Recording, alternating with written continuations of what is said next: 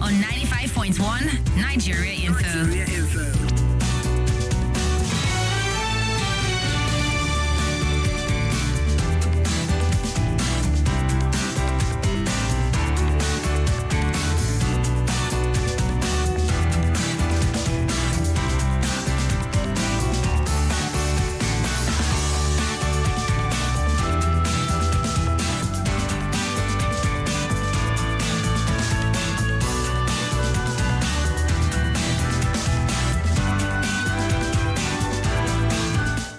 Indeed, it is that time for us to get into the hardest conversations on radio.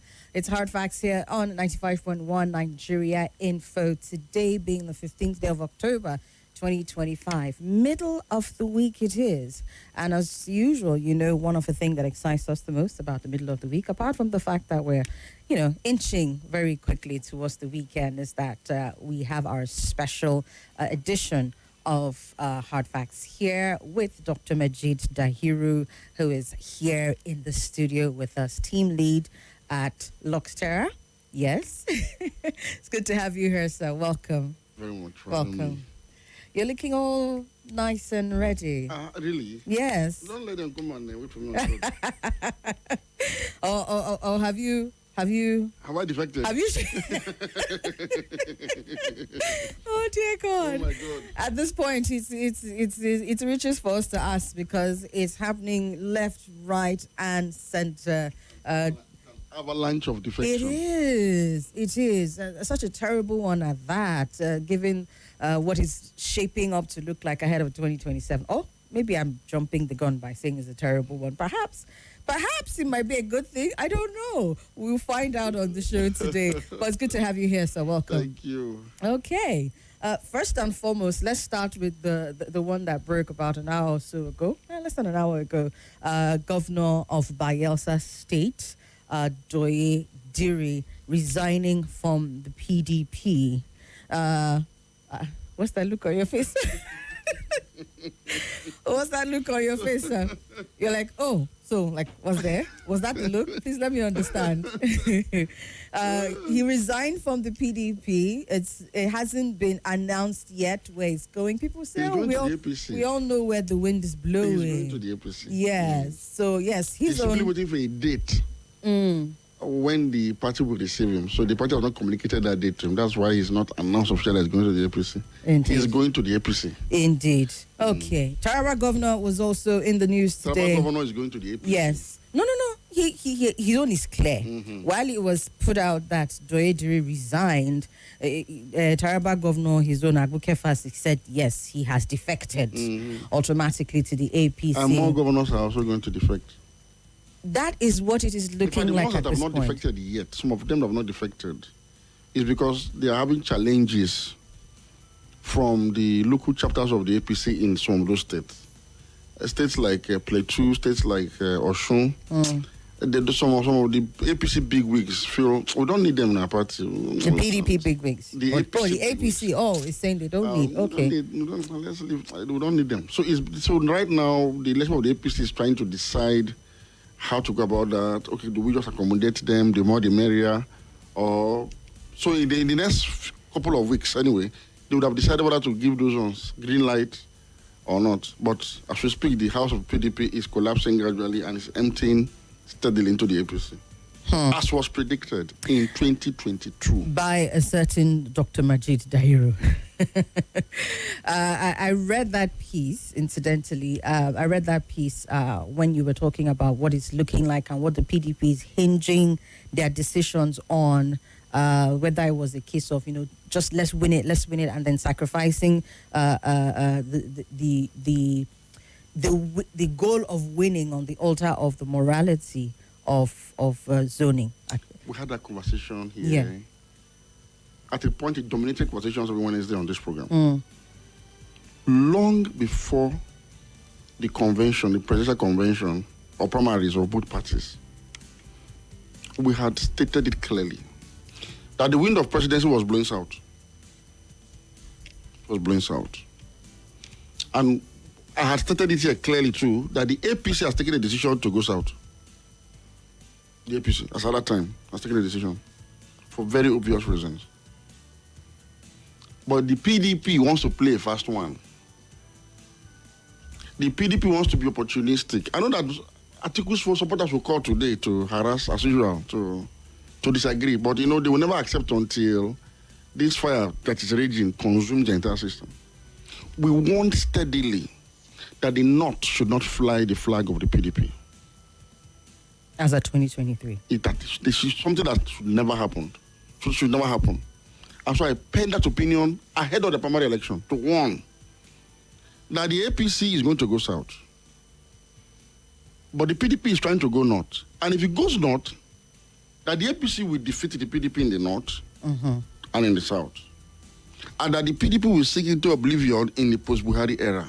Clearly stated. Yeah, you did. These defections you see is simply that prophecy coming to pass. Or that prediction, whatever you want to call it. Look, between 1999 and 2007, we had a southern president. But Obasanjo had one thing you must give him credit for. He was a very unifying figure.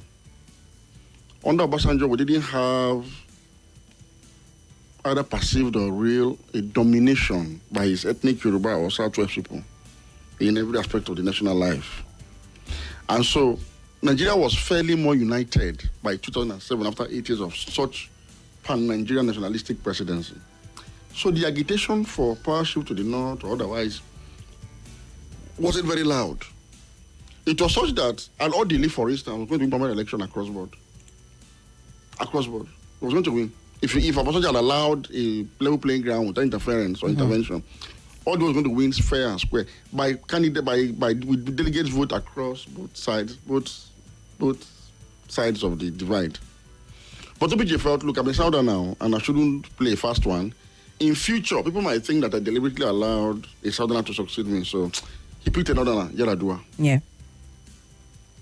Yaradua won. But in 2023, it was a different scenario. The outgoing northern president was a very divisive figure. Very. Who elevated Arewa privilege, northern sectionalism to an all-new height, to a level we never saw in the country before. An example, some people said our current president is following. But as at that time, Buhari was such, his was so divisive that it affected his role as Commander-in-Chief of the Armed Forces. And so it was generally perceived that one of the failings, one of the outcomes, one of the consequences of his sectionalism was his inability to tame or contain activities of killer headsmen who share ethnicity with him. There was this perception, it was strong. Yeah. You want to form a Moteco, the federal government then will restatement, they say, you want to harass, leave the forest, federal government to come out. We saw, it was as if federal government was coming to the defense of people that Nigerians perceived to be their killers.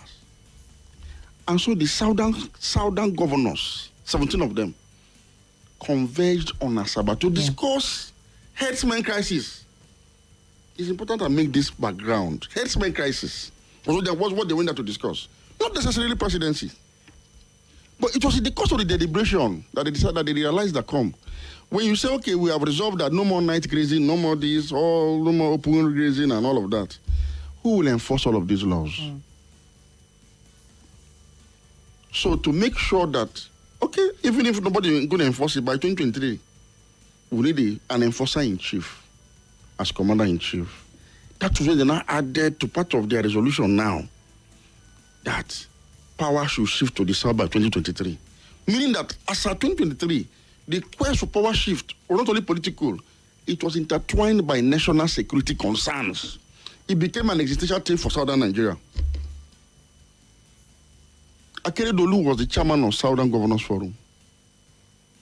Governor of Ondo State, the late governor of Ondo State, an erudite lawyer. At every turn of events, Akeredolu made sure, like, see this resolution, anything that appears to want to tamper with it, he will issue a very tough statement that conveys a very strong message that we in the South, we, Southwest, Southeast, have resolved on this matter.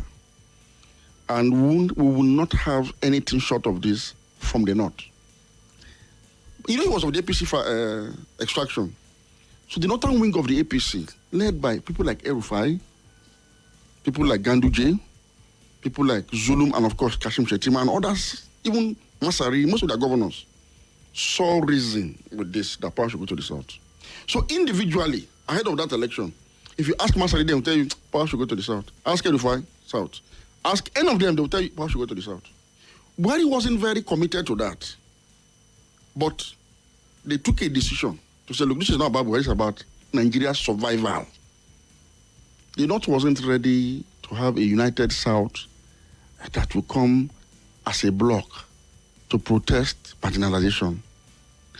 And so they felt we are not ready to divorce from the Southern Lady of being so.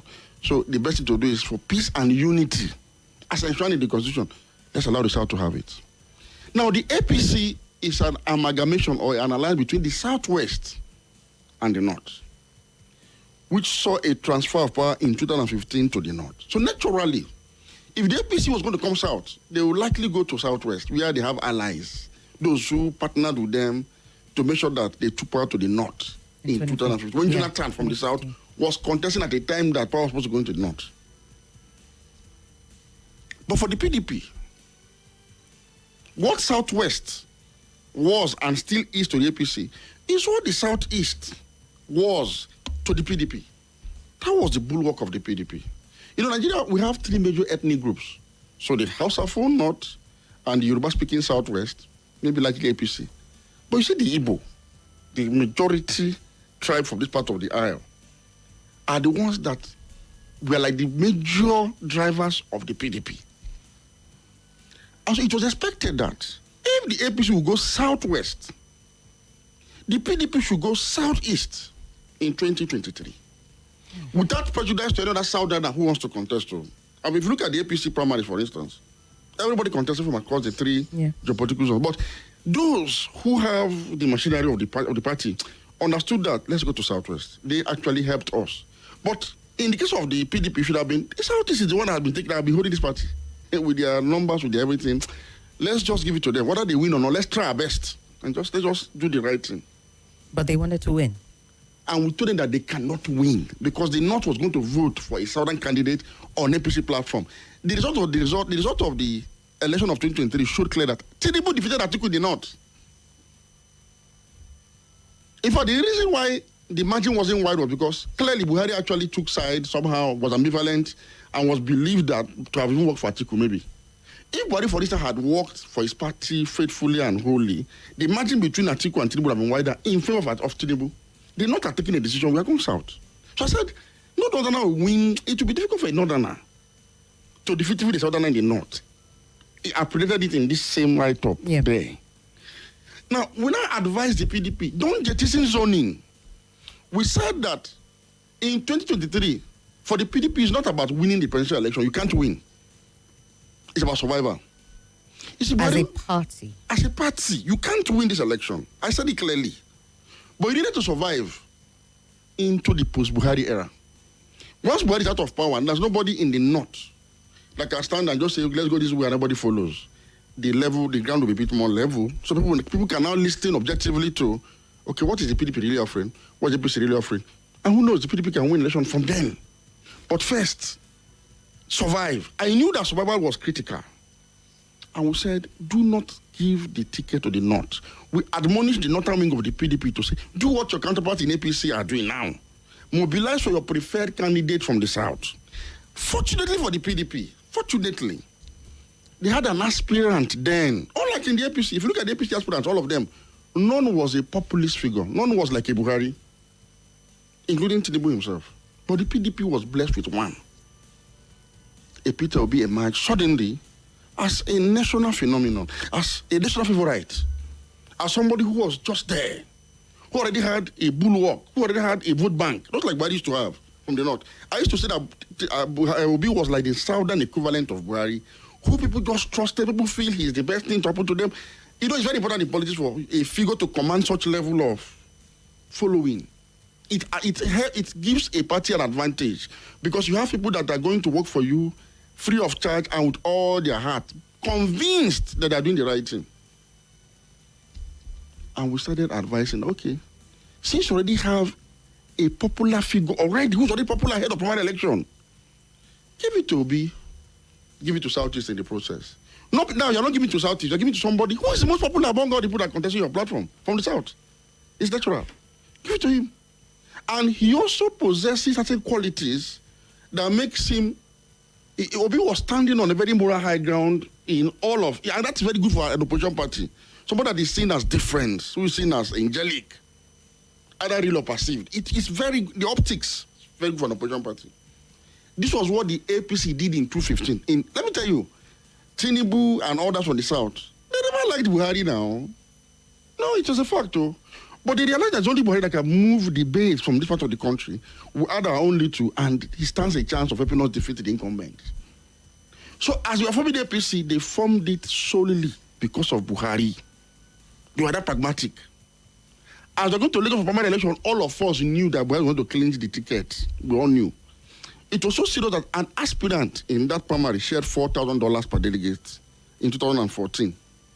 People returned the money to the aspirant and voted for Buhari. And that's why Buhari was that phenomenal. So they just brought him in. I said, okay, this will help us win an election. I had expected the people to do the same with Peter Obi. No. They had other ideas. And we wondered it was going to backfire. All right, so let's take a quick break. We'll come back and continue with the conversations. It's defection gates happening here. Left, right, and center, and we're looking at the future, if any at all. Stay with us.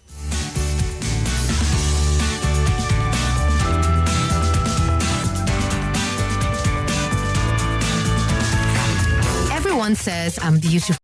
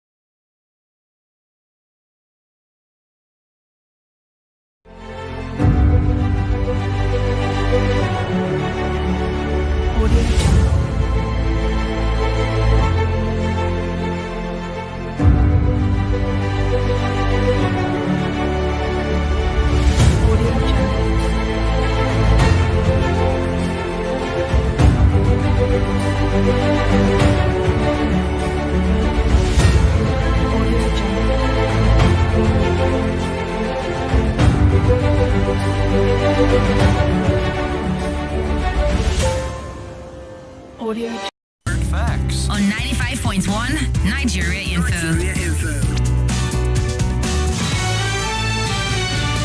All right, welcome back. We're still on midweek special with Dr. Majeed Dahiru, and we are looking at what is not a new phenomenon anymore. It's just that today we're just so hard hit. Still dealing with Agbukefas of Taraba State, who was said to have moved, I believe, alongside 19 of the State House of Assembly members to the APC. And then Doyediri announced his resignation from the PDP. Even though in the report of Agbukefas's defection, Doyediri was listed as, soon to be next in line for the defections. Also, we also had, I think, Governor of Zamfara State, Dauda Lawal, even though Lawal came out to say nothing of the sort was going to happen. But Dr. Majeed here says, even if not Zamfara, but so many other states are going to join. I'm giving this chronological background. Yes, please. People seem to not understand what is happening today. And we have very short memories in this country, and it's very wrong. We must be able to relate what's happening today to what happened yesterday, because it's a matter of cause and effect. But is this the absolute cause? Because I found myself asking that question as well, to say, is this all really just tied to what happened pre-2020? That's what I'm trying to tie it to you now. Okay. Now, we now said the North, stay clear. Because when Jonathan made the same mistake in 2011, let me tell you, I was alive now. I was born then. I was an adult. I similarly held the same position that Jonathan should not have contested, even in 2011. Yes. I'm that a stickler for rules. Once you agree to something, stand by it. I was among those who said, Jonathan not contested in 2011, not talk of 2015. I did not have a storm. Now, To show how serious zoning is in Nigeria, when Yaradua died in 2010, the chairman of the PDP was Vincent Obulafo from the southeast. Obulafo immediately announced, when he noticed movements around Jonathan, he said, no Southerner should vie for the presidency of the PDP ticket in 2011, that the ticket remains in the north. He was immediately removed, hounded by the EFCC, and disgraced from power. They brought in Okosileze Nwodo from Enugu State to the place from the same southeast. Nwodo didn't bother to say anything. No. He was just working surreptitiously for the northern consensus candidate that was used to oppose Jonathan's election bid in 2011. And that person was Atiku Abubakar.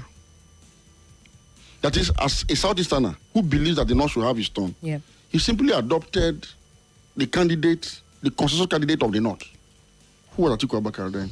I was working for him quietly. When it was discovered, they brought one court case in the evening, and by the morning of the convention, they said they cannot preside over the convention. So it was Bello Halidu Mohammed, then deputy chairman of the PDP North, who took over and conducted the primary that delivered Jonathan. I say this because a lot of Southerners put in effort to prevent Jonathan from contesting, because they felt it was cheating on the North, especially top and leading politicians from the Southeast. Professor Ebisi Nwosu, Udenta. A lot of them we are on the side of the Northern consensus candidate. Senator Ben Obi, name them. They were there. They felt it was a turn on the North. Atiku protested Jonathan's contesting and violation of zoning in 2011 so much that the initial crack that eventually led to the fall of PDP in 250 started from that convention. Atiku took away 5 states out of 36 and the FCT. Something that was unusual for a returning president. Usually it's like a coronation for a returning president. Nobody will win any state. Atiku won 5 states from the North. It was a statement. Northerners were protesting against Jonathan's coming in. And by Atiku's own admission, you can Google it. Atiku said when he lost primary to Jonathan in PDP, he gave Buhari material financial support on the power of the CPC to challenge Jonathan at the polls. Yeah. Buhari came close to winning that election. And when he was declared as having lost the election, what happened? A violent post-election violence erupted in the North because they felt cheated. They felt, you are beating us, you are trying to take our turn because we are the incumbent. It was such a serious post-election violence that was not seen its kind before or after then. Atiku was at the center of this protestation. I didn't say he organized the revolt, I'm saying. Then by 250, when it was clear that Jonathan wanted to contest again, this same Atiku led 5 governors to break away from the PDP and moved into the then APC. And APC knew that, look, the problem here was zoning, essentially. So APC zeroed down their candidacy to the North. Even though Kocha contested, but, well, he wasted his money and his resources. APC wanted to pick ticket candidate from the North. They knew. Another person wanted Buhari. When the PDP lost the elections in 2015, 2 years later, a committee was set up that was chaired by Ekweremadu, then DSP. Why did you lose the election was the mandate given to that committee? The country is simple. You violated zoning. So you alienated the northern part, and the south was not enough to make Jonathan president. So how do we solve this problem? Let us take back the ticket to the north for 2019. The party adopted this resolution. Ekweremadu, Olisametru, Southeast again, went to Dubai to go and persuade Atiku to come back to PDP. Quote me anywhere. Not once, not twice, severally, back and forth. Come back. Wike and this former governor, former governor of Imo, went to bring their friend, who was governor of Sokoto then on APC platform, former speaker Tambuwa, went to commission to come back and join the PDP. Because these people left, and that was what they left, and the thing affected the PDP. So they went and started bringing back their former friends. Saraki was wooed back to. So most of these people that left in protest of came back to PDP. And by 2019, the primaries that produced Atiku was an all-northern affair. No southerner picked phone to contest presidential election.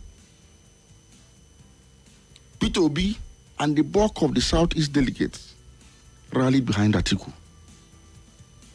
Wike, as his own allies and his spheres of influence, rallied behind Tambuwa.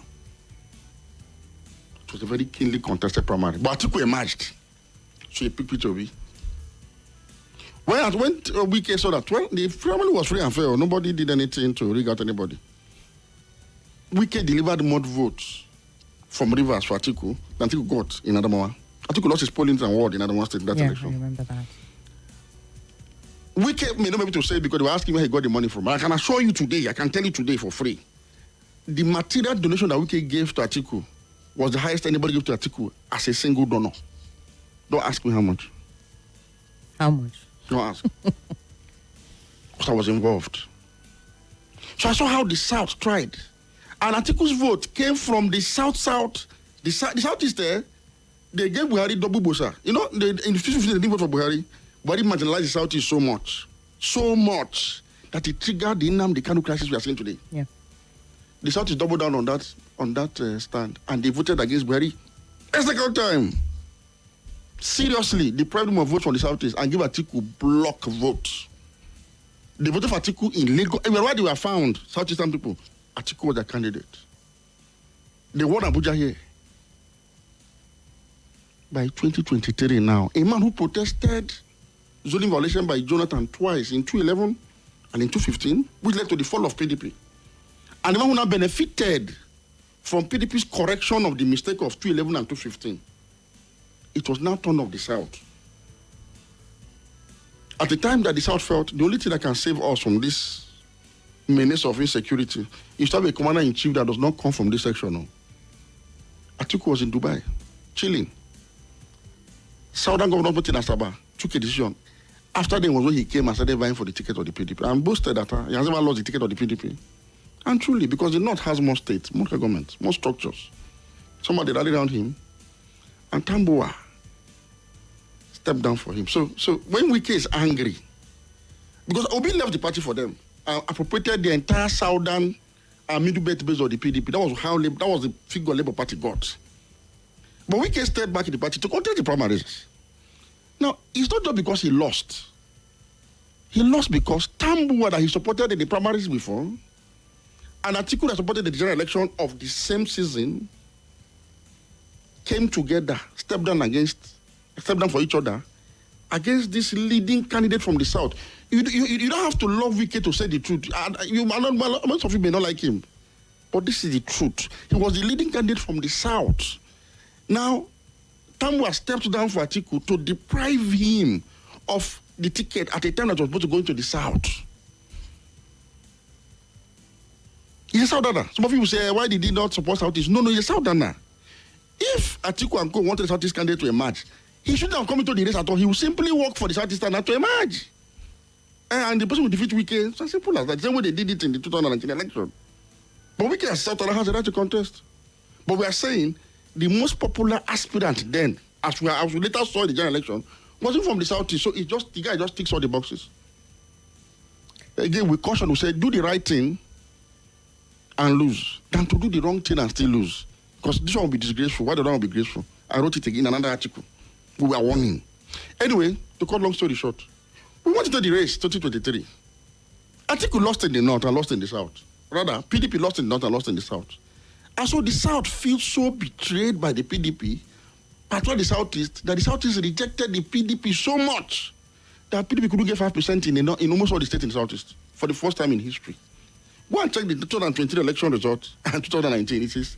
It's a stark contract. I mean, you can see it's like 7-up, clear.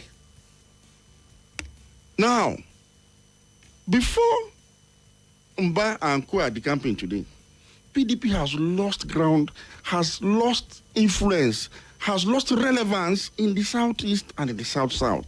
All because of a zoning agreement? Yes! The same way PDP lost relevance in the North by 2015 and only regained a little when they now said, take the ticket, please, 2019. Yes, it's our thing. And unfortunately for the PDP, a Southerner emerged from APC, Bola Ahmed Tinubu, who is a core politician. Unlike Buhari that does not talk, that doesn't put his mouth to talk. Tinubu talks. Tinubu is a Southerner. What you see is that the Southern elite are rallying around one of their own.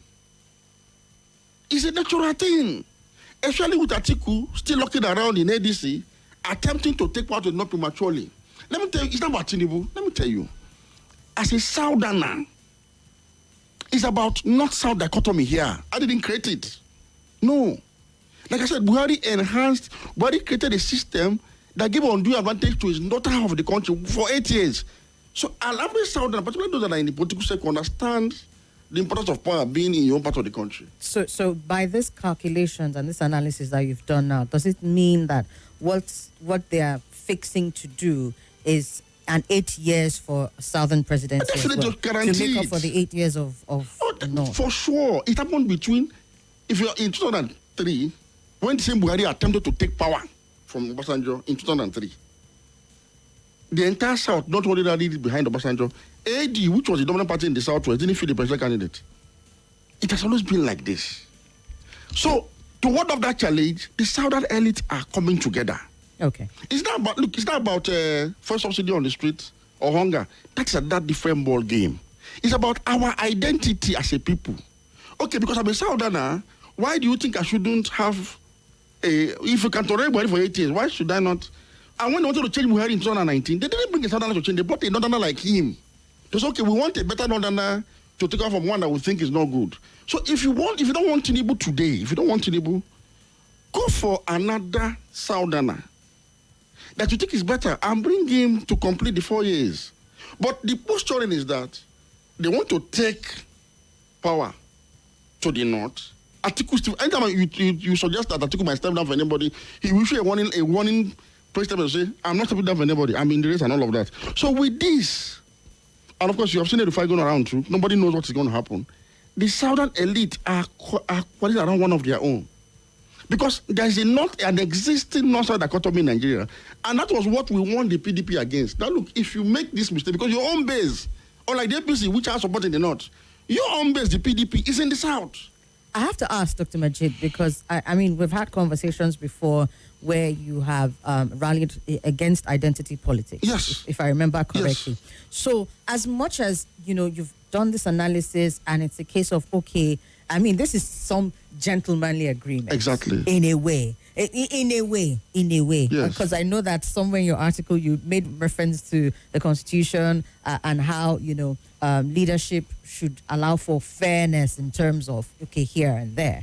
And by here and there, of course, now we're talking about this dichotomy. But I have to ask, on the basis of rallying against identity politics, okay, how do we resolve this? Because if it is down to this zoning matter, yes, I just see it, I don't know. I don't know if that should be the future of Nigerian politics. Thank you very much. Yeah, so I'm thinking that if what is happening now, whether it's someone trying to field a northern candidate and all of that, is the one thing that would break this identity politics, and then somehow we find ourselves on the path towards what a politicking should actually look like on the basis of merit as opposed to identity. Like I said, yes, among bandits, there should be honor.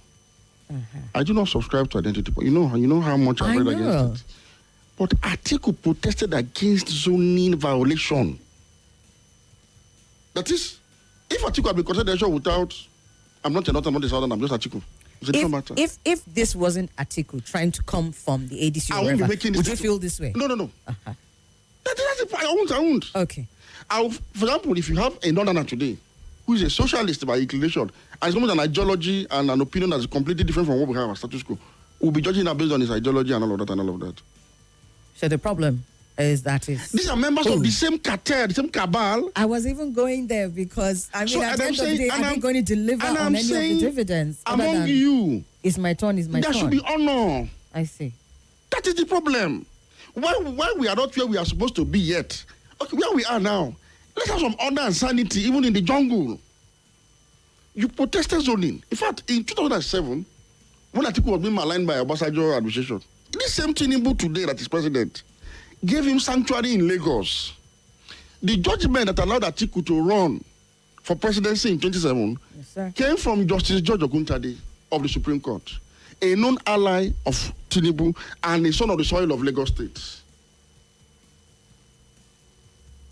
Are you connecting the dots? Mm-hmm. And Tinubu was like the founder, the leader of AC, the party upon which Atiku ran in 2007. The convention was held in Lagos. Atiku was like a refugee in Lagos then. Because it was one of the North, Tinubu supported him. In 2011, that same 2011, when Jonathan was going to contest, Tinubu's party fielded another northerner, Ribadu, as its candidate.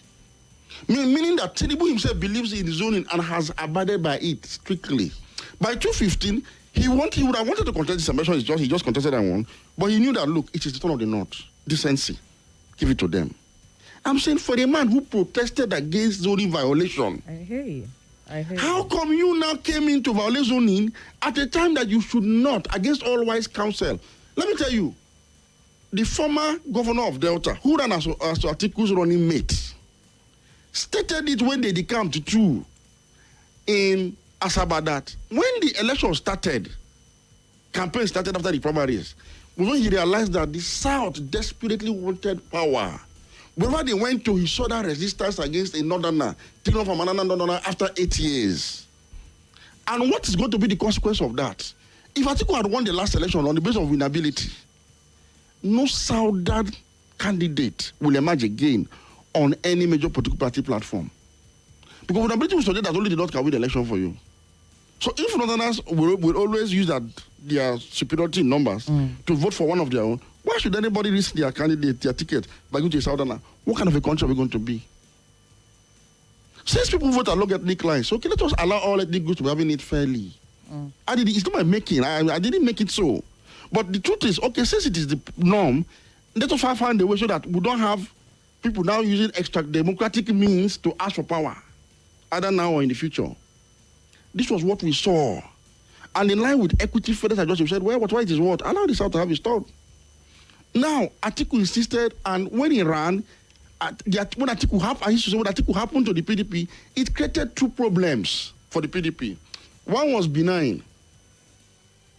Peter Obi, he simply walked away and appropriated the support base of the PDP on platform of Labour Party. The other one was malignant. Or is malignant? Wike, because Wike feels betrayed, right?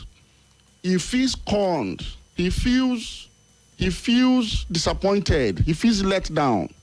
So what has he done? He revolted against the party, worked for the emergence of Aswajama Bola Tinubu, and is now rewarded with a ministerial position that is equivalent to a state governor. And you think he will not do anything possible to keep that party busy until Tinubu gets his second term? Now, this is what happened to the PDP. While Obi has taken over the base of the PDP, with Wike still in the PDP, you know what's happening now? I have predicted this a long time ago that PDP might not have a candidate going to 2027 election. Wike has just launched, or rather his allies have just launched a case before a court in Abuja here, challenging PDP on the forthcoming convention and asking the court to stop it. That case is ongoing. Asking the court to stop the convention. If PDP does not go ahead of that convention and they are in court from this, maybe from this high court, I don't know what high court will rule eventually. They go to appeal, they go to the Supreme Court. The PDP might end up having a prolonged legal conundrum that would render the party impotent by 2027 and not able to feed candidates. Okay. And if Wike is to have his way, for instance, and he emerges as the dominant factor or force within the PDP, you better assure that the PDP will have only a placeholder as a candidate for President Tinubu, because that is his ambition. He has told you he's supporting Tinubu. Any governor, in addition to standard solidarity now, any governor from the north and south on pre-platform who is seeking a second term, would they be risking their ambition on a party that is sinking, such as the PDP, from outside and from within? Okay, sir. I mean, and the case with PDP is so bad, and you have broken it down in no clear terms. But so what then does the Nigerian have as the alternative? Thank you very much. Because these defections, as much as we are seeing a PDP, APC side to it, it's happening pretty much everywhere. So what does the Nigerian have? Again, on this program, on this same program, I called down Labour Party very early in the day. It's people that are leaving PDP to APC. I don't think we see any problem with it, because PDP and APC are two sides of the same coin, essentially. Pretty much. The people that the current PDP guys are going to be in APC, we are former members of the PDP now. And we just they will not jump together to another party. So I don't think we say those in ADC today are former members of both APC and PDP. So, but there was a party that emerged. Emphasis on the word "was," sir, because when you said there was a party that emerged, I say emphasis on the word "was." And on this program, yes, people even thought I was a card carrier member of the Labour Party. People Up to the people say, you support the Labour Party, you are obedient to this and that. I say, well, this question you ask me now, alternative, was the reason why I encouraged, not that I was supporting anybody, I encouraged just to look outside PDP and APC for alternatives to our democratic consolidation. They don't have structure. I said, don't mind. Structure is the people. Go ahead. You don't need money to vote to anybody. We did all of that on this program and everywhere. It was to sensitize Nigerians to say, you can actually do this thing. Take this into your hands. Nigerians came out, fired out under the sword, under the rain, under impossible conditions. I knew of somebody who queued up from almost in the morning to the next morning just to vote. People traveled across the country. People put money together to organize rallies free of charge for the Labour Party and its candidates. What was the result? First, Peter Obi, the president candidate, came close to winning that election. Because for somebody who came third and won equal number of states with the two other parties, for me, he won the moral battle, as a matter of fact. Secondly, the APC, the Labour Party became the third largest party in the parliament after PDP and APC. 7 senators, over 30 House of Rep members. My dear, on this same program, anybody who has been following me killing will recollect. I started by saying, now that the Nigerian people have voted for a candidate in Etiosa, House of Rep, Federal Constituency, against Tinubu's candidate, who was Majeed Dahiru. Since we have a senator of Abuja that defeated Aduda, Almighty Aduda, since we have all forms of disruptions across the board, across the country, thanks to people power, that is people's will to say, look, APC, PDP go, we just want something clean. And since Obi has identified with these people, we are going to vote for them. I started warning that the people that benefited from this revolution have started betraying the obedient movement and their revolution. And so what happens to people power? Unfortunately, the obedient people themselves didn't see it early. They said, no, leave them. We should be voted for. I said, no. A party must have a structured and identifiable alternative to what you are seeking to actually substitute. I wrote about it. I said, a Labour Party senators must be truly distinguished. Their House of Representatives must be truly honorable, and the government must be truly excellent. Let me tell you where I've got my first shocker from. Sometimes when I speak on air, I'm reflecting what I know in real life without necessarily being overtly open about it. When they were about to launch the contest for speakership of the House of Reps, it's one of my very big brother and friend who happened to be former member of House of Reps, was coordinating for his former colleague now, who has just returned to the House and wants to be Speaker. Okay? So he was giving me updates, briefs on, how monies are really being shared. This is a very expensive enterprise and all that. So he said, so we're going to meet with the new, both returning and newly elected members today, and we are proposing to give them 200 million naira, because the last person that met with them gave them $150,000. It was just like, wow, this is expensive. So I asked him another question, because I was not itching. It was something that was in my mind now as I was saying this. I said, all parties, are they attending this with me? All parties. He said, all parties are attending. I said, okay.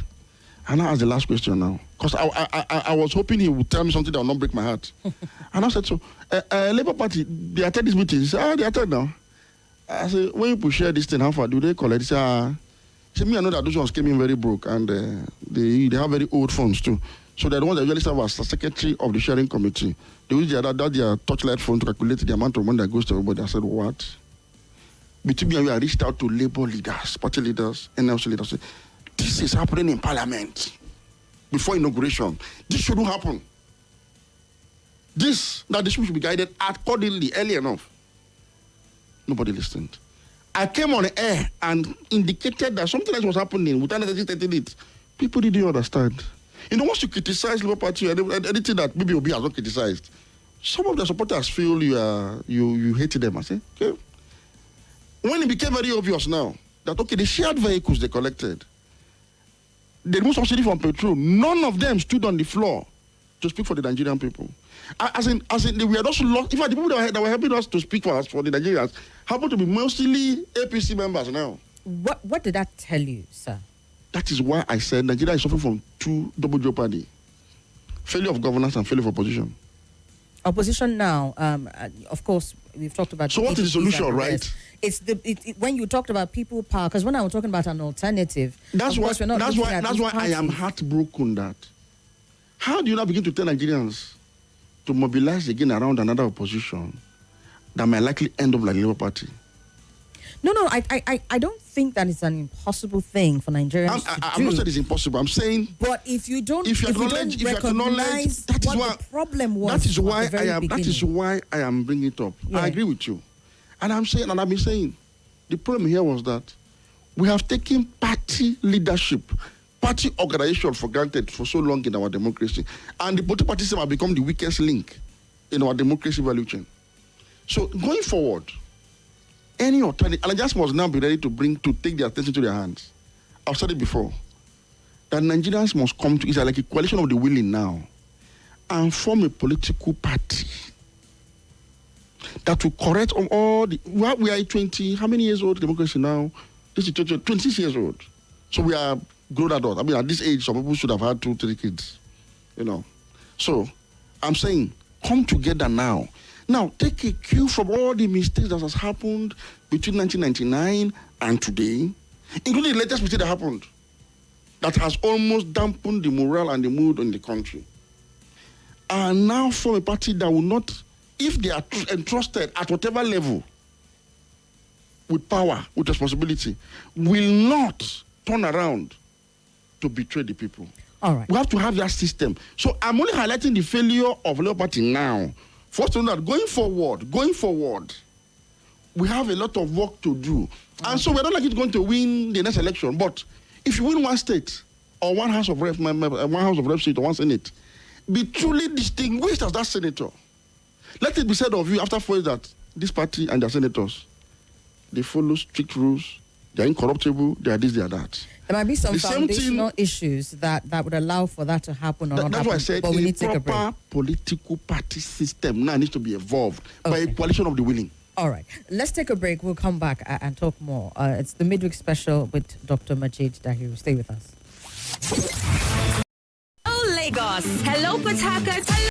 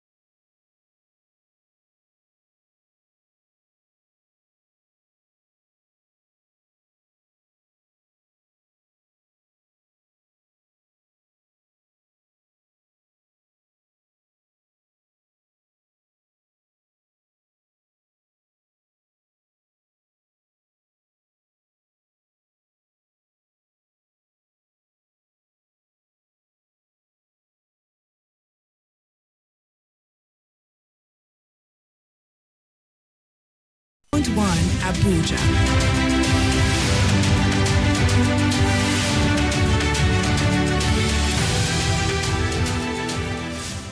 Shows, new host, new realities, true conversations, trustworthy ideas, shared passionately on your #1 talk station of the nation. Nigeria Info 95.1 Abuja. Let's talk. Movie chaos and trailer apocalypse. Only one station gives you the latest and helps you make sense of it all. I'm not here as a witness. They were my friends. Listen! Oh, I just don't trust you. So sit back, strap in as we take you through the world of movies.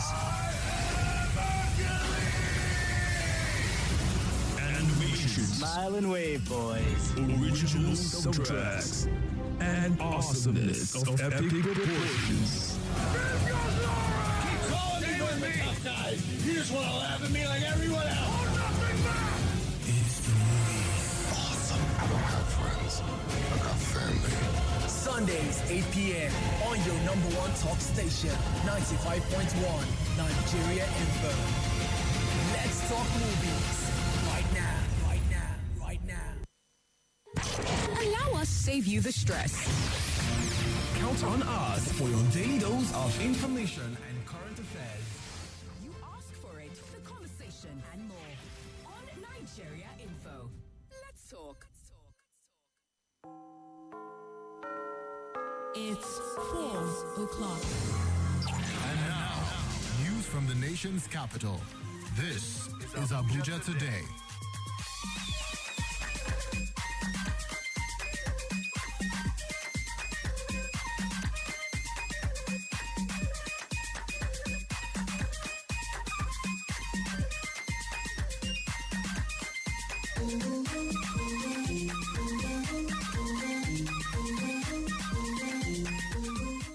Thank you for joining us for Abuja Today. The Directorate of Road Traffic Services has clarified that it has not resumed physical inspection of vehicles on the roads, stating it is complying with a subsisting court injunction. In an exclusive interview with our correspondent, head of the Public Relations and Enlightenment Division, Kalu Emetu, says the operation of the Vehicle Inspection Office department remain halted due to the court order. He emphasized that other departments, such as traffic monitoring officers, are still fully operational on the roads. Emeto attributed the public confusion over DRTS activity to the fact that all officers wear the same uniform, making it difficult to differentiate between grounded VIO personnel and the active traffic monitoring officers.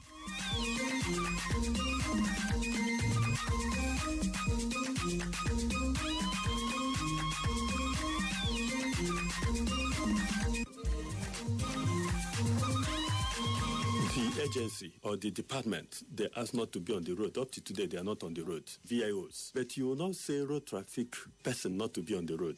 When they are not working, it will affect the society. DRTS is a responsible agency that will always obey law of the land. That got injunction. Up to today, we are still obeying it. But those who are not affected are the ones you see. The only thing is we wear the same uniform. You may think it's VIO when they are not VIO officials. Elsewhere, FCT administration has promised continued support to the FCT College of Nursing Sciences, Gwagwalada, for training of skilled manpower for the health sector. Mandate Secretary, FCT Health Services and Environment Secretariat, Dr. Adedolapo Fasawe, gave the assurance during the college's matriculation of 246 newly admitted students. Dr. Fasawe, who was represented by Grace Musa, Director of Nursing Services, FCT Health Management Board, said that the Nyasem Wike-led FCTA was committed to increase investment in the health sector. She encouraged the matriculation students to study hard and acquire the necessary skills that would enable them to impact the health system. An FCT High Court live camp has adjourned the trial of a Nigerian rapper, Tochukwu Ojogu, popularly known as Odumodu Black, in a case of assault and battery until November 26, 2025. The claimant, a Nigerian musician, Levi Ogbogiri, popularly known as Crazy Sant, instituted a suit against Odumodu Black for violently assaulting and battering him at a public event in December 2024. Justice J. Adeyemi Ajayi fixed the date after the claimant's counsel, Uchenna Ojembe, had told the court that the defendant had been served with all necessary documents but had yet to reply. Crazy Sant, in a civil suit, alleged that while he was peacefully taking pictures and videos of himself at an event without provocation, Odumodu Black violently assaulted him. He alleged that the defendant's actions constituted assault, battery, and international infliction of, and intentional infliction of emotional distress on him and his property. That wraps up Abuja Today. More news comes your way. My name is Dorcas Atinuke Bija. Round the clock will bring the news, Sports, events, talk, and even more talk. Crisis averted in aviation sector. the conversation, your views and suggestions. We talk on Nigeria Info. Welcome back to Hard Facts. All right, then, it's still Hard Facts here. Thank you for staying with us on your number one talk station, 95.1 Nigeria Info. My name is Somi, that's S-O-M-I, short for Penasumi, and Dr. Majeed is still in the building. So, Hard Facts, the midweek edition, takes on 3 stories. Unfortunately, we spent so much time on the first one, as someone had to write in saying, is today's program centered around Atiku? No, it is not. However, the matters are very pertinent, and that's why we spent so much time on it. We will be looking at 2 other stories. But just to throw some more light as to why some of these conversations are so important, what we currently have, with apart from the governors defecting and all of that, State House of Assembly members, completely jumping ship, we're looking at a situation across the legislature where you have, in the Senate now, APC has 73 members. That's at about 67% representation. PDP has 27, which is 25% representation. The Labour Party has 4 in the Senate, which is 4%. APGA has 2, SDP 2, and then PP 1. And then if you look at the House of Rep, APC is just 4 members short of 2/3 of the majority. PDP has 80 members in House of Reps. LP has 22, NNPP 15. APGA has 5. SDP has 2, ADC 1, and YPP 1. It's about long-term impact on what our democracy is going to be like if things continue at the rate they're continuing. That's why the conversation, apart from the analysis that Dr. Majeed painstakingly gave, still revolves around how can we have that was why a better look going forward. We saw today coming and said to prevent this from happening. Yeah. If you had feeded a Southerner, a very popular one at that, in the last election, the South would have been consolidated. Or the part of the South that used to PDP struggle, which is South-East, South-South, parts of the North-Central, would have been consolidated for the PDP. No. Yeah. I know that Tinubu, in the views of a lot of Nigerians, is not performing so well. People now start looking towards, this other side for the alternative. But because that base has been obliterated from the PDP, and Wike, again, remains in the party and has, you've seen the rigmarole happen in the party. The region that used to be the bulwark of the party has divorced itself emotionally, sentimentally, and otherwise from the PDP. In fact, again, Anambra as a case study. Do you know that, like I said earlier, nobody picked form to contest Anambra governorship election on the platform of the PDP? The ticket was just given to somebody. Nobody picked form. Whereas you had 2, 3 people or 4 who indicated interest in running under the platform of the APC. So APC had more contestants, APC, than PDP. They should have 30-something plus contestants in Anambra State. So, Dr. Majeed, shifting base now, again, the conversation is what's the way forward? And you've talked about the people, the people must and now all of come that together. Yeah, but let's look at some of the conversations around the people coming together and what is going to look like for the people's power to actually shine through, because conversations have been going on around the Electoral Act amendment. On Monday this week, there was an engagement. The Joint Committee on Electoral Matters sat. And then there was civil society presence there and all of that. And they came up with a number of amendments to the Electoral Act 2022. And they're proposing that it be passed. As a matter of fact, according to the leader of the Senate, Senator Kwemi Bamidele, he announced that the ongoing amendment of the Electoral Act 2022 will be completed before December of this year, 2025, setting the stage for its use in the 2027 general elections. Now, a lot of Nigerians have said there's been a trust eroded in our electoral processes and all of that. We know some of the issues. So some of the amendments that we are looking at from the part of the legislature, they are talking about,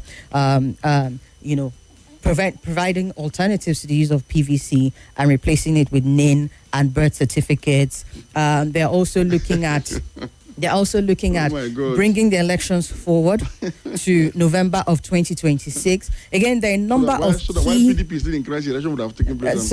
So there are a number of key things put forward in the amendment. I've only mentioned those two because those were the two that got my alarms ringing. Yes. Yes, and they're saying that they're going to pass it come December of this year. Or the face of it. I mean, without even digging deep. These two sets. I don't know what other amendments are being proposed. There are a number of them. Diaspora voting by prisoners. What's it called? From the end of the CSOs, yes. They pushed for compulsory transmission of results electronically, and then also there were some calls. Or not just for the Electoral Act amendment, but also in the Constitution, because, these two are going side by side. And Mr. Bamdele, who was speaking, said, apart from the Electoral Act being fast-tracked to pass in December of 2025, they're looking at the Constitution amendments as well. And some of the things that people put forward is how the INEC chairman gets to be chosen and things like that. So we're yet to see what the conclusion is. I hope that there will still be public engagement before they pass it in December 2020. It does seem hurried. Or on the face of it, one of the conversations we're having yesterday is, are they even going to pass it? Now they've answered to say they're going to pass it, and they're passing it this year. I'm thinking that is so that it can speed up if that clause of elections come November of 2026. But these are some key things that some of the people who are, listening, some of the electorates are looking at and saying, okay, which of these things have you made possible for me to have trust and faith in the electoral process and the electoral system? I think one of the other things that was fielded, if I'm not mistaken, was independent candidacy. But that one is from the CSOs. So there are the recommendations from the CSOs and stakeholders representing the people and recommendations from the legislature. We are yet to see the final draft of the document. But these are some of the things that Nigerians are saying. If you can amend this and this and this... Nobody will amend anything that will encourage you to vote. Not a legislature that is dominated by establishment parties. So how does people power come in here? Thank you very much. The only thing you need now is not faith in the electoral system, but faith and conviction in the alternatives available in the polity. As it currently stands. Yes, because people power can neutralize any rigging machinery, any plan or move towards electoral subterfuge. People power can neutralize it effectively. It happened in 2015. It happened in 2023 in the same country. Because the policeman you are going to sign to do whatever is a Nigerian. He himself has seen his own future and is convinced about that person. You ask him to go and actually go and rig out. He will not do it. So you're saying this thing should happen and must happen with or without electoral amendment? INEC staff, or whoever you think you're going to send on this errand, are already convinced about that alternative that you want them to go and truncate. They won't do it. I witnessed this in 2015. I witnessed this in 2023. When people were convinced that Buhari was Alpha and was the Messiah, they defied all attempts by the government or some of the agents to carry out electoral subterfuge. In 2023, we saw it when the obedient movement defied all to defeat Tinubu in Lagos and defeated Buhari in Abuja here. Yes, we saw it. People power. People were beaten, but the conviction that Obi was better made them to come back to the polling unit to still cast their votes. You need that in the polity. If you are waiting for somebody who is already in the National Assembly to make law that make it easy for you to go and defeat him, he will not make it now. He will not. But you need clear-cut alternatives to what is being offered now. One of the other weak point, or weak whatever of the opposition parties that I've consistently also maintained that where Tinubu are taking us to, no political party or their leadership have been able to come up with an alternative to what Tinubu has done expressly. You know, I've been saying this. That the Tinubu is on a neoliberal economic path that most of the other candidates subtly subscribe to. We've not seen any radical departure from what this man is doing. Enough to elicit people to say, I can bet my life on this. I can protest if there's an attempt to make sure that this thing does not come to reality.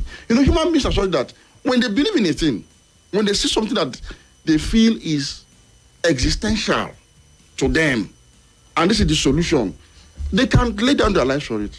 Yes. But when they don't see it, there's this apathy that comes in. Okay, what am I going to vote for, really? That apathy was even there in 2023, to be honest. What I'm saying, but once a man, just a man's personality, jolted people out of it, and saw the result. So imagine a combination of a personality that is quite highly celebrated as having integrity and all the leadership needs, requirements to lead the country like Nigeria, and a clear-cut alternative in terms of ideological purity and distinction for what is being offered. I like the fact that you brought the two together, because some would argue that even in a Peter Obi, what you had was more of the first and not necessarily the other, and that is why you couldn't hold the party together. Even then, we see, when we criticize both opposition and ruling party, it is to prevent a day like this. We used to criticize, of course, those ones that were regular customers. Once in a while, we also say, Obi, put forward a clear-cut alternative. Look, let me do this. It's a full disclosure again. When people are thinking of putting ADC together, I was waiting for a meeting and I asked them a simple question. What is your plan on subsidy removal? All of the people gathered in the room couldn't tell me one thing different from what Tinubu did. And I told them that if you launch this party, and in the next few years you cannot tell Nigerians they are going to return subsidy on petrol firmly and give the data and statistics to prove it, this party will go cold. Has it not gone cold? Has it? Okay, we are there. We are with them. I told them, that's what you're going to tell Nigerians today. That what this man has done that has created this problem, what are you going to do about it? What are you going to do about Forex? Why is it difficult for people to sit down and craft a new thinking and run with it? If you keep hoping you are going to do what is done in a better way, I keep saying it. There is no way you can do something that is not working in a better way. All right. We need to open up the phone lines now as the people are aching to get in on the conversation. I can tell by the number of messages we have here. And so we're just going to go straight to it. 0700951 0000, 0809-597-4869 and 0809-993-0137. Let's talk. Good afternoon. Good afternoon, Somi. Welcome. Good afternoon, Dr. Majeed. Good afternoon, sir. Welcome, sir. Go ahead, please. With due respect, I don't accept this issue of zoning. That is the turn of the South when we are contending with the issue of bad governance, with corruption, with oppressive transaction of this government, with the subsidy remover, tyranny, and impoverishing millions of Nigeria to a rich governor. That is why they are electing to APC. No more, no less. They are being shown billions of oil subsidy remover proceeds, which they owe nobody accountability. Corruption is in thing. The only thing is about opposition group uniting, coming. It's democracy. It's not about zoning. Whoever opposition platform present to Nigeria, if it's acceptable, we vote for him. But the issue of zoning is the son of South. Tinubu should continue with all these mental abuses. No, it's not acceptable. Thank you. All right, thank you very much, sir. Like that, short and to the point. Let's keep it going that way. No more than a minute, please. Hello, good afternoon. Good afternoon. Welcome, sir. Yeah, I greet you, Majeed. Majeed, good afternoon. Good afternoon, sir. Majeed, good afternoon. Good afternoon, sir. I hope it's my name. Go ahead, sir. We can hear you. I hope you are hearing me. Loud and clear, sir. Go ahead, please. Yeah. Yes. Issue of 2027. Yes. We the youth of the South, we can't forgive and put above the Antambual what they did in 2014 and 2015 against Guru Jonathan. Yes. Yes. We know, see, this tribal administration, this is the worst government from 1999 to death. But we the Southerner, we are going to support him. Not only that, support their own. You're going to support who? And they support them also in 2019. We should leave our own. We're not idiots. We know what they are doing. Since they voted Buhari in 2015 and 2019 they voted him, we are going to vote. All right then. Thank you very much. Your point made. Let's go to WhatsApp here, where we have tons of messages. Also on Facebook as well, but I'll start with WhatsApp. Good afternoon. He says, please, there's a reason. Chief Aminike from Kuchigoro says, please, there's a reason for identity politics. Nigeria is a federation. Nigeria practices federal system of government. Our founding fathers realized that federalism is necessary in Nigeria because we have too many ethnic groups, nations, and languages in this country. Inclusion is the reason for federalism. So north or south or one ethnicity can't monopolize power unless you want unitary system and monarchy. I hear you, sir, but the question is, does federalism translate to zoning? That's the question. Is that the only way we can achieve federalism? Chimezinwa from Guagalada says, this your side of the story, doctor, but we never saw anyone returned election fund. Tell us about the APC conversation in Lagos and Atiku's reaction. Where do we find turn by turn in electoral system in the world? Finally, those we call Boko Haram today were the fruit of Atiku's protest. Why are we finding it difficult to call Atiku to tell us the mechanisms of that protest now and Boko Haram of today? Good afternoon, Nigeria Info. My name is Fresh Prince from Wuse 2. We'll talk about the defections. I think the guest was able to capture it all in his opening remark. I listened to him yesterday on Newsnight. He was so on point. PDP, as a political party, destroyed all they have worked for since 1999. So sad that an individual will pick the ticket of the party back to back, not minding zoning. For the Southeast, they're in for VP slot under APC come 2031. The game is on, Prince says. And over here on Facebook, good afternoon, Somi. Please, can the issue concerning zoning help put food on our table or end this insecurity that we are faced with in this country? That's Freeman Charles asking. Adegbola Ajagbe says, Alhaji Majeed is a wonderful analyst. All he said are on point. Well done.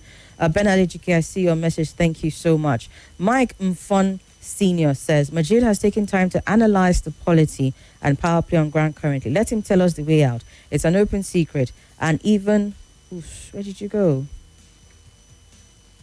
Oh, that comment just disappeared. I will definitely try and find it and bring it back, but let's go to YouTube very quickly. Here on YouTube, Chris Udoji says, good to have our own Dr. Majeed in the house. So we are doing well. Thank you.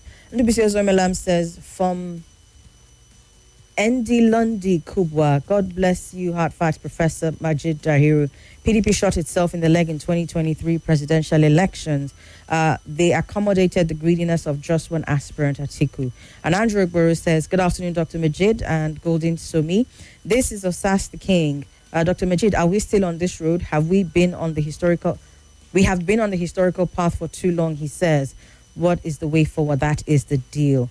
And let's see here. Back on WhatsApp. Okay, I'll come back to WhatsApp after the calls. Oh, dear. Hello, good afternoon. Hello. Tony, good afternoon. Welcome, good afternoon. You have a minute. Good afternoon, Dr. Majeed. Good afternoon, sir. Very simple question. I've been struggling to ask this question for a very long time.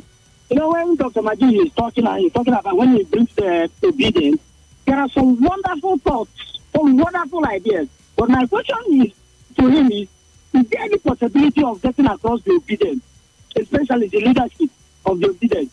You know, like with this beautiful suggestion as regards this subsidy removal. Is there any way you can get across to them? Because this thing you are seeing, all these are the quagmire in this country. I think there are some people that have wonderful ideas, and that includes Dr. Majeed. But let him get across to some of these our leaders in the obedient movement and see what will be their or have you been able to reach them and what is their response? Let's have him answer that if he wants to. Dr. Majeed, have you been able to reach them? Okay, usually, why are they not listening to your ideas? Outside of the media, I have regular conversations with people across political parties, including the ruling party. I recall vividly when P2P went on Arise TV before the election and he was asked about subsidy. And he said, he kind of did the lead and ended up saying, okay, I'll remove it, blah, blah, blah. I picked up my phone and called the leadership of the NLC to say, look, for a party that is labor-centered, this position is not consistent with what organized labor stands for, and the ruling party will hold this against Labour Party and NLC. If you declare that Obi is not declared winner and somebody else wins and they remove subsidy and you begin to protest against it, guess what happened? Within 24 hours, Keyamo issued a statement immediately to say that obedience should take note that your candidate, and not to be there, sorry, NLC should take note that your candidate has said he's going to remove subsidy. If we win and remove it, you can't protest 24 hours later. Do you know that when subsidy was removed truly, one of the things that the government used to dampen the mood of the labor organization from protesting, as usually they would have done, was that your candidate that you supported said something. I reached out. I went to seminars organized by the NLC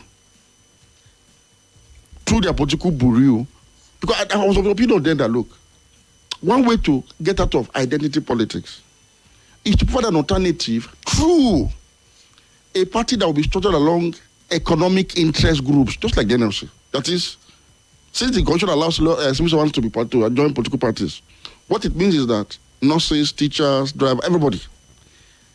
So if you're a driver from Abayosa and a driver from Katsina, a driver from... More conversation. You are now like a tribe of drivers. So what's your interest now is, what policy is this party speaking to as it comes to your welfare and security as a driver? Okay, let's take a break and then we'll continue with that.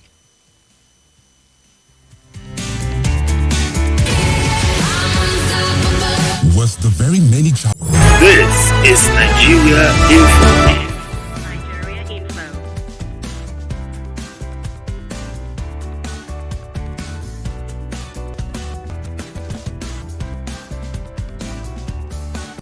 This is Nigeria Info. This is Nigeria Info. Nigeria Info.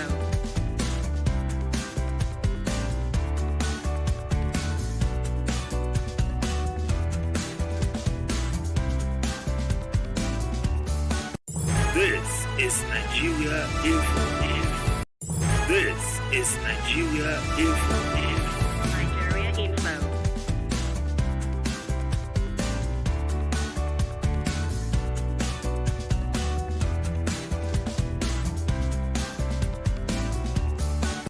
This is Nigeria Info. This is Nigeria Info. Nigeria Info.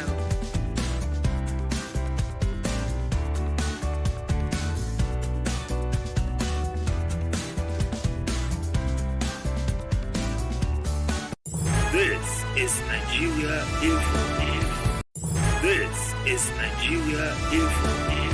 Nigeria Info.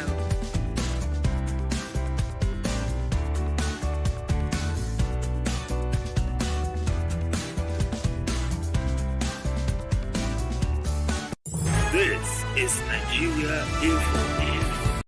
This is Nigeria Info. Nigeria Info.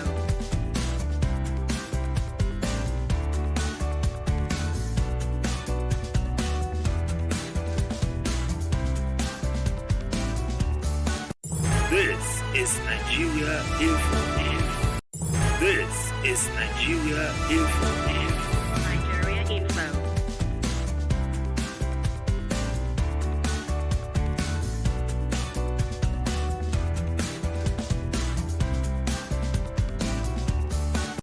This is Nigeria Info.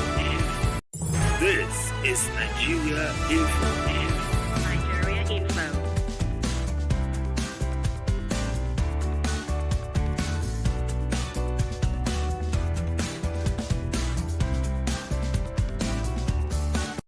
This is Nigeria Info. This is Nigeria Info. Nigeria Info.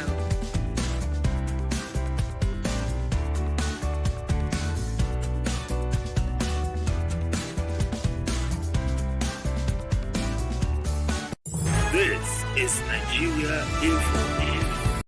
This is Nigeria Info. Nigeria Info.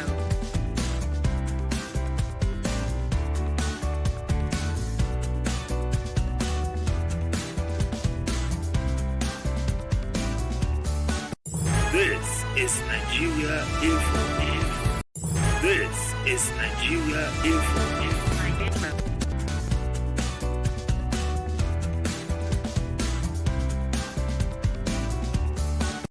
This is Nigeria Info. This is Nigeria Info. Nigeria Info.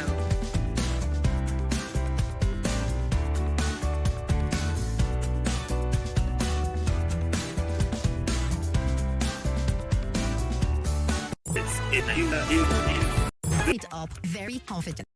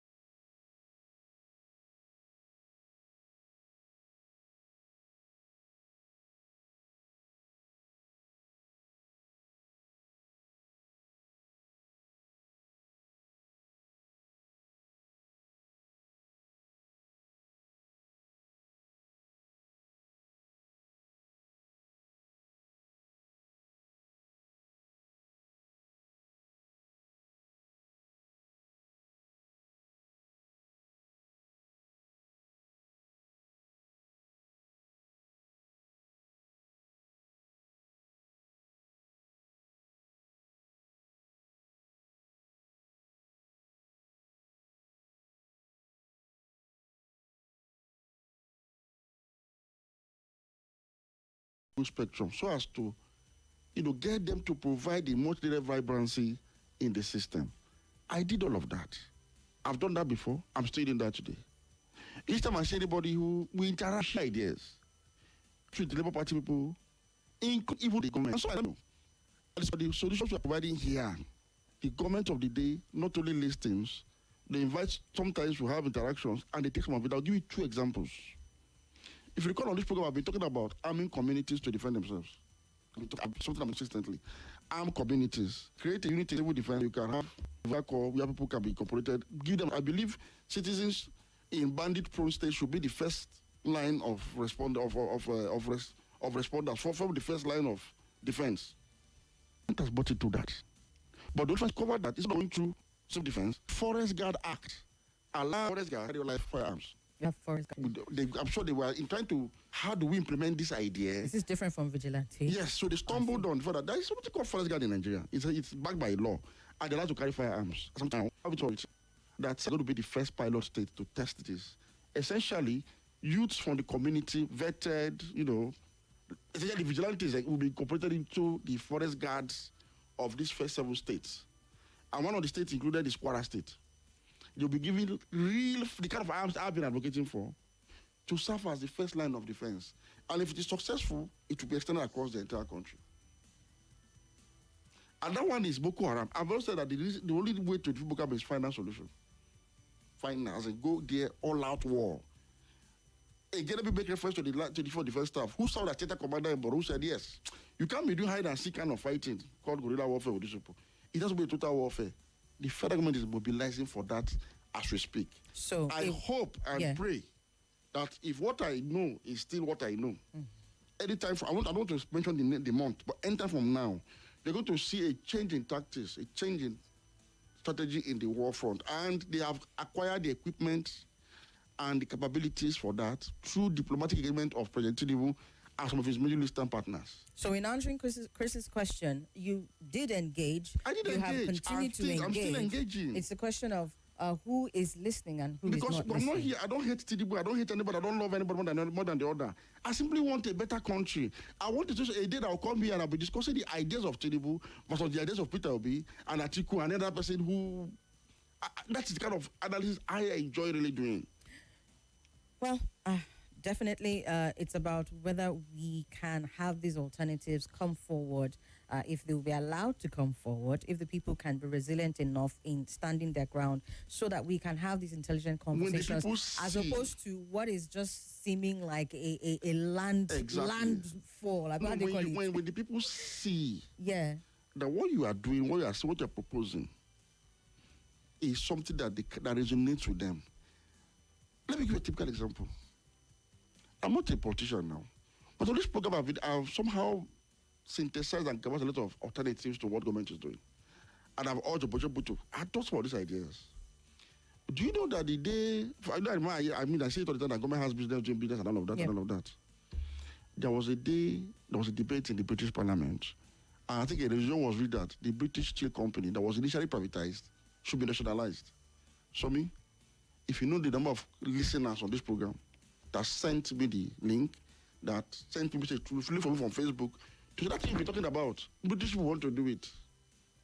So Dr. Majeed, the fact that, you made these recommendations and they didn't pay heed to it, doesn't that still tell you that it's the same political, what they call it now, rigmarole that we see, where they're not necessarily keen on people. It's about personal interest at the end of it. That's what I'm saying.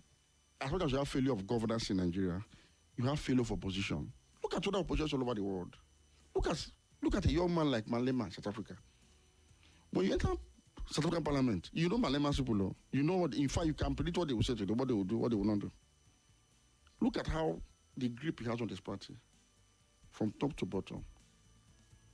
As a Nigerian, also watching South African Parliament occasionally through SABC, I can tell you what Malema's party stands for. So you've just mentioned two key things, and I'll just mention them and we'll go back to the phone lines before the people come from my head, because they need to get in on this conversation as well. You've mentioned the person of Malema, and you've mentioned the party. That is the ideology. Because I think as Nigerians, sometimes we get so hung up on the person that we forget that there needs to be a cohesion between the person and the party. And I think that was a major failing where Peter Obi was concerned, because Labour Party didn't hold. I back then, when we used to have conversations on Wazuba Max TV, I always had a problem. Like, literally, representatives will come on and say, we are obedient, we are not Labour Party. How do you not synchronize the two? How do you separate the movement of one person with the name obedience from the party on which he is running with? And I think that these are some of the things that we need to bear in mind going forward if we're to have any difference or any changes in 2027. Sometimes it was so too hung up on the person. It happened in 2015, and then when Buhari came in, everybody was so disappointed. They were like, why are you disappointed? What other thing did he present beyond this thing about his personality? If we don't marry the two, I think we'll continue having the same conversations down the line. But let's go back to the phone lines. Hello, good afternoon. Welcome. I greet you in the studio. Go ahead, sir. I want to beg Nigeria one thing. Please, if you say that they are tired of APC and Tinubu, what we do is to bring up a Southerner that will be an alternative. Make sure that person is a Southerner, because it's a turn of the South.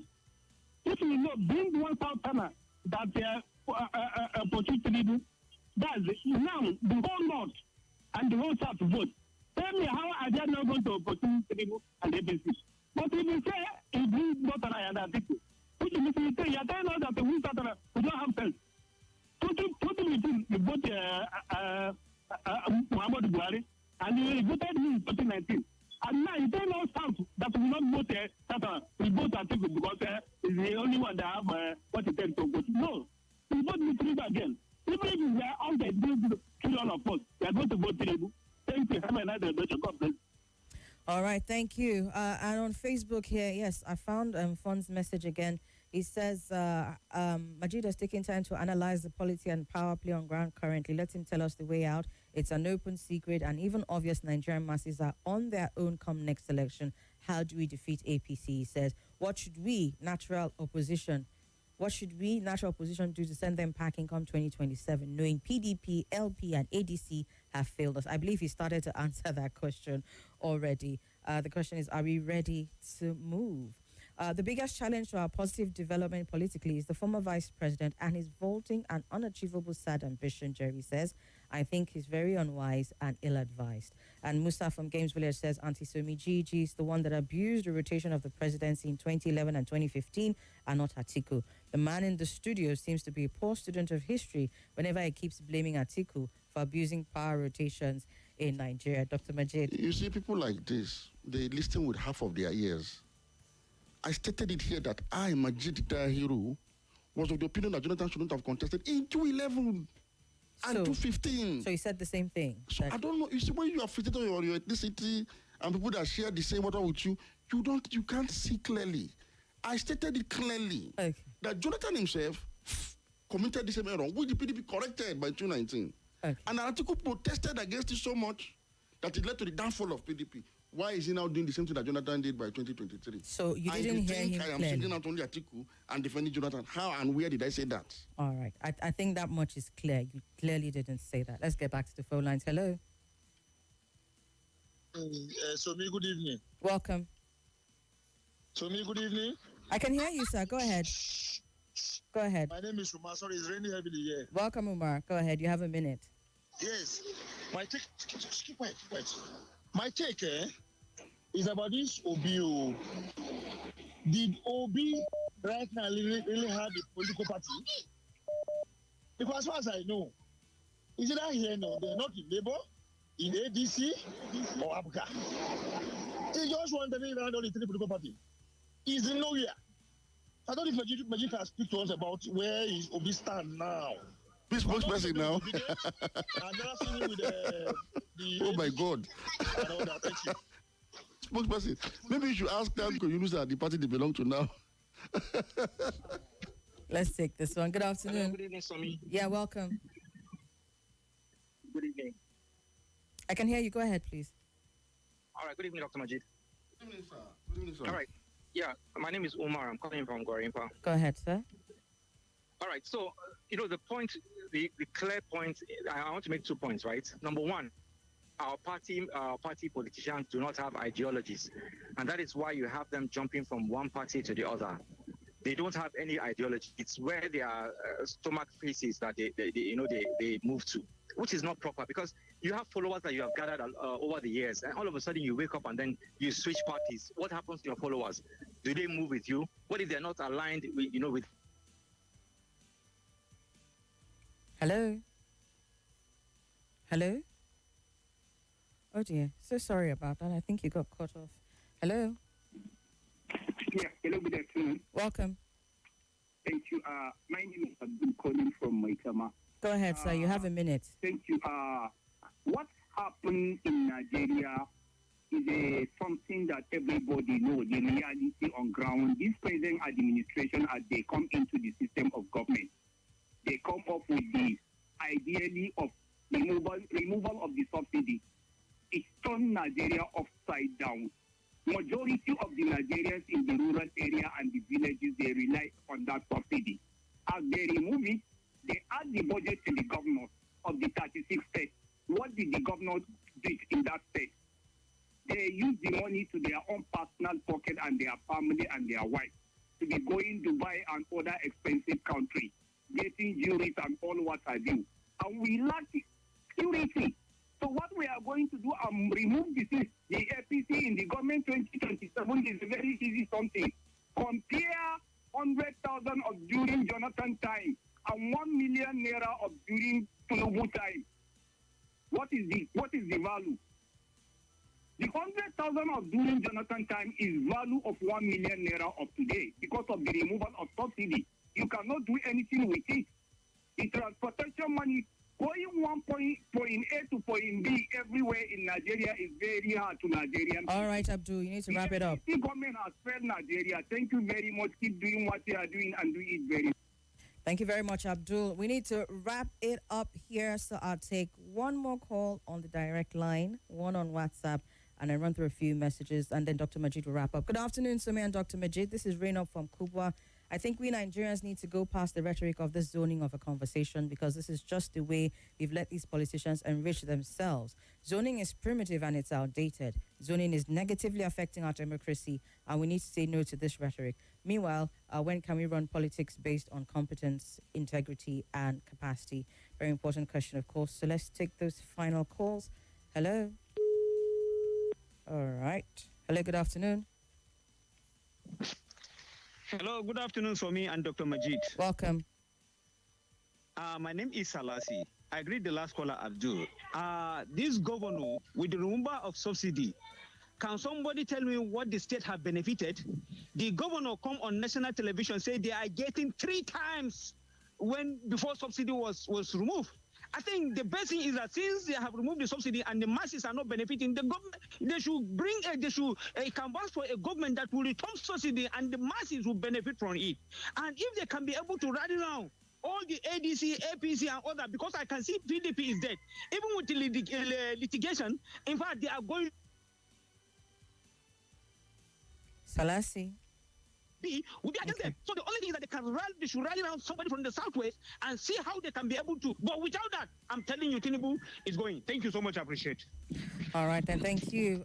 Christiana from Maraba, you sent me a voice note that's 2 minutes, 12 seconds long. The time limit is 1 minute, 30 seconds. That's why I haven't played any of the voice notes here. Another one is way over 2 minutes, 30 seconds as well. So please keep your voice notes to 1 minute, 30 seconds. That way we're able to balance it out. I'll take this one. Hello. Hello. Good evening, Somi. Welcome. Hello? Go ahead, sir. Go ahead. We can hear you. Hello? Can you hear me? It's a bit choppy, but go ahead, please. Just go ahead. First of all, God bless Dr. Majeed. How I wish we had so many of time in Nigeria. We won't be here today. It's quite unfortunate. When they keep saying PDP is there, PDP, I strongly believe that. Because from the look of things, every governor that is into APC at the moment, now anywhere but left face that they do. Because you don't expect to buy the hand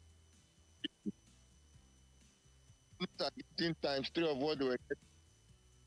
Hello, sir. Your line is very, very choppy, and you have probably like 30 seconds left. Could you please go through your point very quickly? There we go. All right. We honestly need to wrap it up now. Let's just take final thoughts from Dr. Majeed. We're only able to touch on 2 stories, but one still is... The stories we touched on, we are very fundamental. So let me say something today. Okay. Or maybe, let me remind Nigerians. How come between 2015 and 2023, we didn't see this gale of defections from the PDP in their strongholds to the APC, even when you had a stronger president in power than you have today?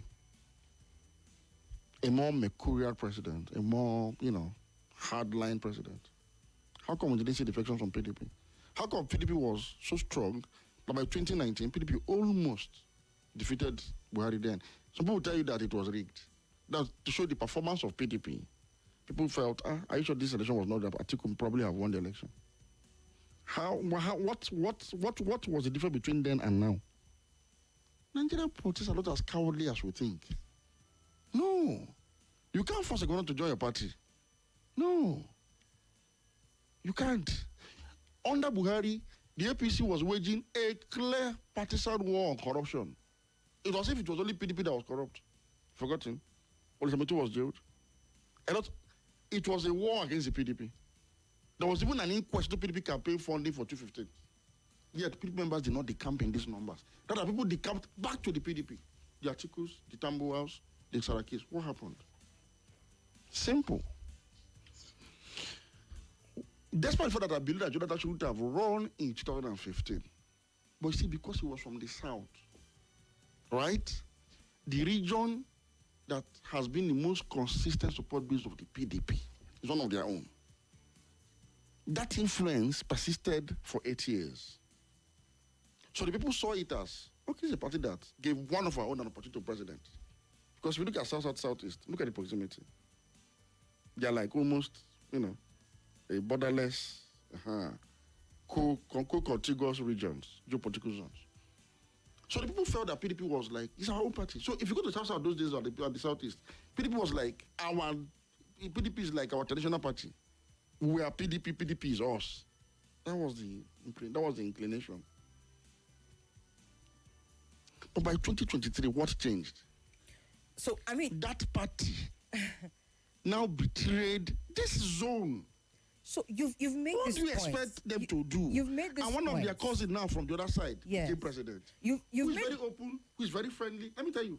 Dr. Majeed, the president went to Enugu and removed his cap, Anambra and removed his cap and told them there that as a Yoruba man, I'm the same thing with you as an Igbo man. And because we are like children of the same parents, living in different part of the household or whatever. He went to Enugu and did the same thing. So here's my issue, Dr. Majeed. Yes. You've broken this down very succinctly, and it's a great way for us to understand what is going on right now. However, as far as the Nigeria that we want to see? That is a conversation for that. You first ask me why because some people have also said, look, this is our history. We know this history. But we needed to see. I took my time today to drive in this point. Yes, you did. So that you have to understand what's happening today. It's a matter of cause and effect. It happened in the north. Why, when Jonathan was going to contest 2015 and they printed only one form for him, do you know how many governors left the PDP to join APC? So, Dr. Majeed, over 30 members of the House of Reps, 30, including the Speaker, then they come to APC. It's the same thing happening today. We want a complete departure from this. Unfortunately, this is where we are right now. Fortunately, unfortunately. I know. I said among bandits, there should be honor. Honor. So while that is going on, thank you. Bring up that topic on next Wednesday. What do we need to do differently? I believe we've started it honestly. But more Southern governors will go. One of the best friends of President Tinubu is actually a Lesotho of a Labour Party. At this point, I don't even think we'll be surprised anymore. Yes. The only thing that bears really getting into as far as these conversations go is, we've dealt with this extensively today, is how can the average Nigerian have... Someone asked, what does this matter when it comes down to the food that the average Nigerian... That's not topic for me. I've discussed this topic more than 1,000 times here. That was the topic on the table. The topic was... No, because I asked about it at some point. For me... It was an addendum. The main topic was, the Ediri is going. The Taraba has gone. This what one does is it going. mean for the average Nigerian going forward? So the idea is, why is this happening? We've got... Okay. So don't think that they are being intimidated. No, let me tell you, people are queuing and trying to enter APC. The APC will screen them one by one. Okay, so it's not about the naira or the dollar, really and truly. No, it's not about it. Don't make that mistake. That was said under Buhari, when he was a mercurial leader. You know what happened to Wike in 2019 election? You know the battle Wike fought to survive? Amechi was federal minister. Soldiers invaded people's houses. You saw it. But they were resilient because the people were attached emotionally to PDP. So they could defeat any invasion of their state. But not anymore. Not anymore. Because of that great betrayal. So you want to rule me perpetually. Your brother ruled us for 8 years. You want to come and rule for another 8 years. So again, is okay, after these 8 years now, can we just stop and reset the entire system? Now, and I told you how we can stop now. Okay. We need to see a Nigerian, he coming from the south or not, Nigerian, who can tell me, let me tell you, if Sultan Sokoto today drops his turban and enters the arena and says, as a candidate for social party, I am going to reinstall petrol subsidy, Majeed Dahiru will resign from the media and become his DG campaign. But wouldn't this whole vicious cycle of, oh no, did not. No, it will not. That still come up? It will not. I'm only using this as a symbol to say, have we even seen a Nigerian who has a clear-cut plan, a clear-cut ideology on how to do things differently? It's not in the horizon. I've not seen any. Dr. Majeed, I saw some in 2023. I'm not even going to lie to you. In the race of 2023, because we were on TV then, we interviewed a number of them. We saw some of them, but I still fear, and this is my biggest fear, that at the end of the day, it's like what they call Stockholm syndrome. Yes. Some of us, as a people, are so used to this defective system, and so we will even continue to fight against even some of those new people that are coming. No. I saw them, sir. No. And this is also what I saw. Yes. This is also what I saw. Maybe they didn't have like 100% big picture, but they had some fantastic foundation starting points. But what also played out in those scenarios, I met with one of them, and this is the thing you said, that you will resign from the media. I wasn't going to resign, but I was like, okay, how can we push this thing? And what kept happening was that some of these big wigs, the APCs, the PDP, they deployed fully, constantly going to visit this man until they weakened his resolve. Is that my fault? So is that him? That means he was never ready. It's okay. That's the issue I'm talking about. When you see that person who has the vision, when you talk about political party ideology, it starts with the vision of the leader, the person who is leading the movement. It is ideology that people now subscribe to and now put that in terms of policy forms and manifesto. It now becomes the party thing, so it goes across board. Dr. Majeed, you and I were in some of those conversations where we're discussing some of the manifestos of these people, and Nigerians were the ones calling in to say, waiting concern us with manifesto. Because it was copy and copy. No. Not all of them. Most of them. Not all of them. No, most of them. Well, I'll tell you, look at Donald Trump. When Trump was going for president, he said something like, I'm going to ban Muslims from America. Very outrageous, right? but you knew what he had in mind against people he felt were constituting security risks to his country. Very outrageous, very bizarre. But he said it clearly. You know what happened? It happened a lot of people in America actually believed in that thinking. It earned him their vote. He said, I'm going to do this. You knew what Trump stood on every issue, as bizarre as it might sound. The other man that was contesting election in Argentina, I don't like any of his views. They're extremely right-wingish. But they were crazy ideas. He brought them forward and pushed forcefully for them. I mean, they don't necessarily have to be crazy, though, do they? I'm just saying. Yes. I know that's crazy, but let it be distinct.